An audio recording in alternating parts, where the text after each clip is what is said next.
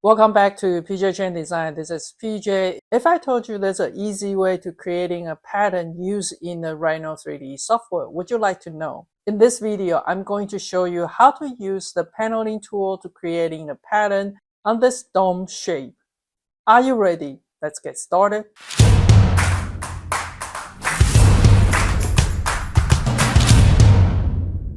A lot of time when we try to apply any of the pattern into any of the curved surface, it always stretch and may not be easy to control.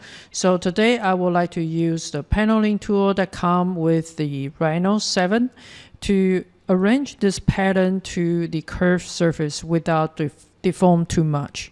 So that's starting from the scratch. First of all, I'm going to creating a half round or any of the curved surface. So let me go ahead to starting a line, snapping into the 0 for roughly how high I want it. And I'm also going to creating a curve. It's going to go something look like this. And with this curve to creating the surface, I'm going to use a revolve command, and this is going to revolve with this axis right here for 360 degree. All right, so then I have a surface right there.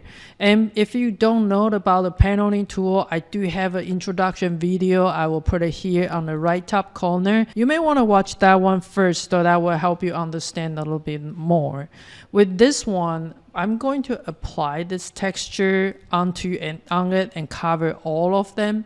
So with the paneling tool, we need to create the grid first. That's coming here for paneling tool, and we want to create the grid, and we want to create a grid from the domain number. All right, and then so you can choose whatever that point that the point that is. Currently on the top, you can see on the command bar right here that we have a 6 and 6. Now, if you take a look on the top view, ideally we want them to be like more close to the square as possible. So I'm going to increasing the number. I'm gonna increasing to 10. As you can see now, I have a lot more grid, but it's still looking more of the rectangular, especially close to outside. So I'm going to bump it on the number for 18 and see if that work better. And maybe I want to do 24 and see if that work better. Now it's a small square. That means this one will be still squished a little bit. So maybe I want a 30. All right. So once we have that, I'm going to click OK, and this will be the line that I have. Those are the line.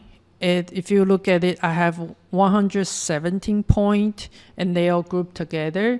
And I'm going to ungroup them first because I do not need those over here. So I'm just going to delete them. And I'm gonna group it back for all of them there. So now on my perspective, you can see all the grid there. Every 4 point is going to construct it by all those patterns right there. Since those points, it's going to be only 2 dimension, and I want to create it into the 3 dimension. The quickest way is I'm going to make them larger and also making a copy by hit the Alt key.